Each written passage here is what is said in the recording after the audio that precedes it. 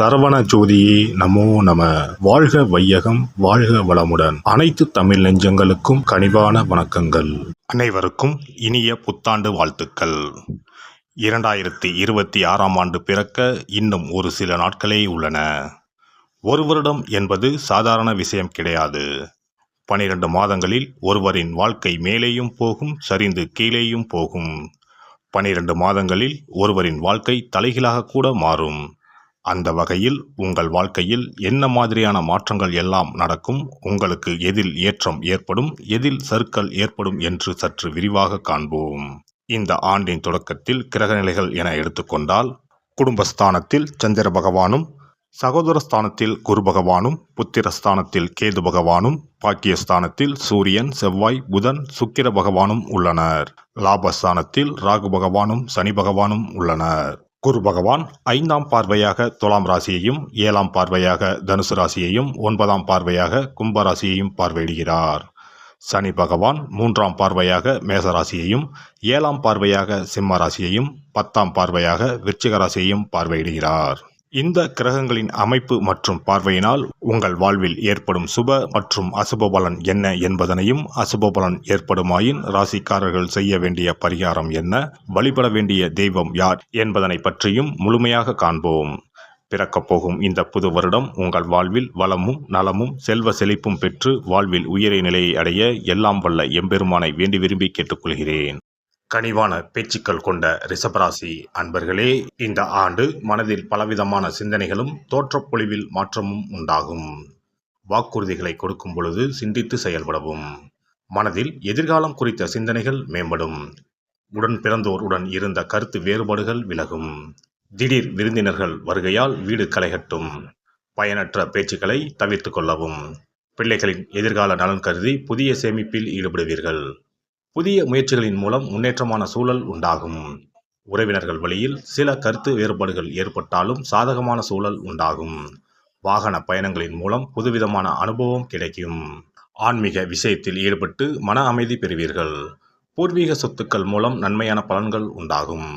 உத்தியோகஸ்தர்களை பொறுத்தவரை இந்த ஆண்டு உத்தியோக வாய்ப்புகள் சாதகமாக அமையும். போட்டித் தேர்வுகளில் சற்று விவேகத்துடன் செயல்படவும். உயர் அதிகாரிகளின் மூலம் ஆதரவான சூழல் உண்டாகும். சிக்கனமாக செயல்பட்டு சேமிப்பை மேம்படுத்துவீர்கள். தடைப்பட்டு இருந்த கடன் உதவிகள் கிடைக்கும். சக ஊழியர்களிடம் பணி நிமித்தமான விஷயங்கள் மற்றும் செயல்பாடுகளை பகிர்ந்து கொள்வதை தவிர்க்கவும்.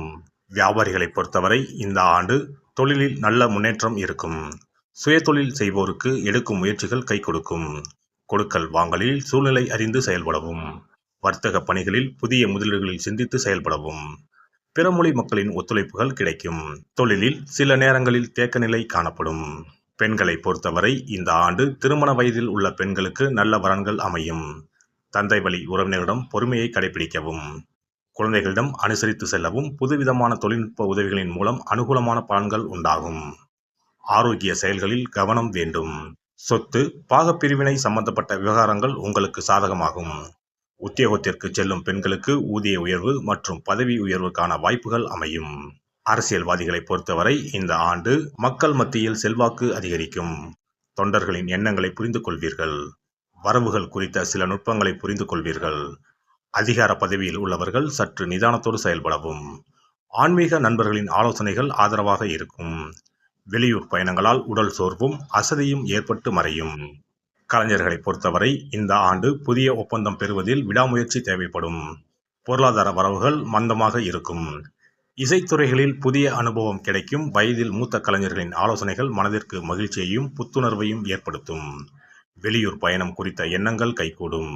திறமைக்கான அங்கீகாரமும் பாராட்டுகளும் கிடைக்கும். மாணவர்களை பொறுத்தவரை கல்வியில் சற்று விழிப்புணர்வுடன் செயல்படவும். பொழுதுபோக்கு சார்ந்த விஷயங்களில் ஆர்வம் அதிகரிக்கும். புதிய தொழில்நுட்பம் சார்ந்த கருவிகள் மற்றும் அதன் பயன்பாடுகளில் கவனம் வேண்டும். உணவு சார்ந்த செயல்களில் சற்று கவனத்துடன் செயல்படவும். நண்பர்களிடம் சூழ்நிலை அறிந்து செயல்படவும். இந்த வருட கிரக அமைப்புகள் அடிப்படையில் ரிஷபராசி அன்பர்களுக்கு வரவுகள் குறித்த சிந்தனைகள் மேம்படும். புதிய முயற்சிகளில் இருந்த தடைகள் மறையும். சனிக்கிழமை தோறும் ஆஞ்சநேயரை வழிபாடு செய்து வர மனதளவில் புதிய தன்னம்பிக்கை பிறக்கும். தொழில் சார்ந்த துறைகளில் முன்னேற்றம் உண்டாகும். சிறப்பு தொகுப்பு. புத்தாண்டு அன்று செல்வம் பெருக நாம் என்ன செய்ய வேண்டும் என்பதனை பற்றி காண்போம். புத்தாண்டு அன்று நாம் சில விஷயங்களை செய்வதன் மூலம் வீட்டில் செல்வ செழிப்பும் அதிர்ஷ்டமும் மகாலட்சுமி கடாட்சமும் உண்டாகும். ஆகையால் புத்தாண்டு அன்று அதிர்ஷ்டம் தரக்கூடிய வகையில் சில விஷயங்களை கட்டாயம் செய்ய வேண்டும். இன்னும் சில நாட்களில் 2026ஆம் ஆண்டு பிறக்கப் போகிறது. அதாவது ஜனவரி 1/1/2026 அன்று கோவிலுக்கு செல்வது, தானம் செய்வது, புது ஆடை அணிவது மற்றும் வீட்டிற்கு தேவையான பொருட்களை வாங்குவது என பலவற்றை செய்வதன் மூலம் நற்பலன்களை பெற முடியும். பொதுவாக பெரும்பாலான வீடுகளில் எதிர்மறையான எண்ணங்கள் எப்போதும் இருந்து கொண்டே இருக்கும். இதனால் வீட்டில் அதிர்ஷ்டம் என்பதே இருக்காது. முக்கியமாக குடும்பத்தில் மகிழ்ச்சி என்பதே இருக்காது. இவை அனைத்திற்கும் தீர்வு கடவுள் வழிபாடு ஒன்றே ஆகும். கடவுளுக்கு உரிய பொருட்களை வாங்கி வழிபடுவதன் மூலம் வீட்டில் நேர்மறை ஆற்றல் பெருகி குடும்பத்தில் மகிழ்ச்சியும் செல்வ செழிப்பும் உண்டாகும். புத்தாண்டு அன்று வாங்க வேண்டிய 3 முக்கியமான பொருள்: துளசி இலை, ஏலக்காய், கல்உப்பு. துளசி இலை, ஏலக்காய், கல்உப்பு ஆகிய 3ம் மகாலட்சுமியின் அம்சம். ஆகையால் வருடத்தின் முதல் நாள் அன்று மேற்கூறிய 3 பொருட்களை வாங்குவதன் மூலம் வீட்டில் செல்வ செழிப்பு உண்டாகும். துளசி இலையை வாங்கி வந்து பூஜை அறையில் பெருமாளுக்கும் ஆண்டாளுக்கும் வைத்து வழிபட வேண்டும். அடுத்து ஏலக்காய் வாங்கி வந்து பூஜை அறையில் விளக்கின் அருகில் வைத்து வழிபட வேண்டும். செல்வ செழிப்பு உண்டாக்குவதில் கல்உப்பு முக்கியமான பொருளாகும். ஆகையால் கல்உப்பை வாங்கி கட்டாயமாக பூஜை அறையில் வைத்து வழிபட வேண்டும். வாங்க வேண்டிய பிற பொருட்கள் என எடுத்துக்கொண்டால் மல்லிகைப்பூ, மஞ்சள், குங்குமம், சர்க்கரை, இனிப்பு, பசும்பால், குத்துவிளக்கு ஆகியவற்றையும் வாங்கலாம். புத்தாண்டு அன்று அதிகாலை எழுந்து குளித்து பிரம்ம முகூர்த்தத்தில் பூஜை அறையில் விளக்கேற்றி வழிபட வேண்டும். அடுத்து கோவிலுக்கு சென்று அபிஷேக பொருள் வாங்கி கொடுத்து தரிசனம் செய்ய வேண்டும். முக்கியமாக புத்தாண்டு அன்று ஏழை எளியவர்களுக்கு தானம் செய்ய வேண்டும். மேலும் அறுசுவை உணவுகளை சமைத்து கடவுளுக்கு படையலிட்டு வழிபடுவது நல்லது. புத்தாண்டு அன்று பிறருக்கு கடன் தரக்கூடாது. நல்ல நாட்கள் மற்றும் விசேஷ நாட்களில் பிறருக்கு கடன் கொடுப்பதன் மூலம் வீட்டில் அதிர்ஷ்டம் குறையும். ஆகையால் சுப நாட்களில் பிறருக்கு கடன் அளிப்பதை முற்றிலும் தவிர்த்து விடுங்கள். புத்தாண்டில் நமக்கு நன்மைகள் அதிகம் நடைபெற வேண்டும். 2025ஆம் ஆண்டில் சந்தித்த பிரச்சனைகள், துன்பங்கள், போராட்டங்கள், கஷ்டங்கள் ஆகியவற்றில் இருந்து விடுபட வேண்டும் என்பதே அனைவரின் விருப்பம். புத்தாண்டு பிறப்பதற்கு முன் எந்தெந்த பொருட்களை நம்முடைய வீட்டில் இருந்து அகற்ற வேண்டும், இவற்றை வீட்டில் வைத்திருப்பதால் என்னென்ன பாதிப்புகள் ஏற்படும் என்பதையும், இவற்றை அகற்றுவதால் புத்தாண்டில் என்னென்ன நன்மைகளை பெற முடியும் என்பதை பற்றியும் தெரிந்து கொள்வோம். வீட்டில் இருந்து உடைந்த அல்லது சேதமடைந்த பொருட்களை அகற்றுவதால் துர் அதிர்ஷ்டங்கள் ஏற்படுவதில் இருந்து விடுபடலாம். இவைகள் எதிர்மறை ஆற்றல்களை எளிதில் ஈர்க்கக்கூடியவையாகும். உடைந்த பொருட்கள், பழுதான சாதனங்கள், விரிசல் விழுந்த கண்ணாடி, உடைந்த நாற்காலி ஆகியவற்றை வீட்டில் இருந்து அப்புறப்படுத்திவிட்டு புதியவற்றை வாங்கலாம். நல்ல நிலையில் இருக்கும் பொருட்களாக மாற்றுவதால் வளர்ச்சி, நேர்மறை ஆற்றல்கள் ஏற்படும். பழைய துணிகள், புத்தகங்கள், பாத்திரங்கள் ஆகியவற்றை வீட்டில் இருந்து வெளியேற்றி விடலாம். வேறு யாருக்காவது தானமாகவும் அல்லது மறுசுழற்சி முறையில் பயன்படுத்தக்கூடியதாகவும் மாற்றி அமைக்கலாம். இதனால் நேர்மறையான விஷயங்கள் எப்போதும் வீட்டில் நடந்து கொண்டே இருக்கும். தேங்கிய நீர், காய்ந்த பூக்கள் ஆகியவற்றை வீட்டில் இருந்து தூக்கி எறிவதால் எதிர்மறை ஆற்றல்கள் வீட்டில் பரவுவதை தடுக்கலாம். புதிதாக இருக்கும் மலர்கள், புதிய தண்ணீர் ஆகியவற்றால் வீட்டில் எப்போதும் புத்துணர்ச்சி நிறைந்திருக்கும், மகிழ்ச்சி மலரும்.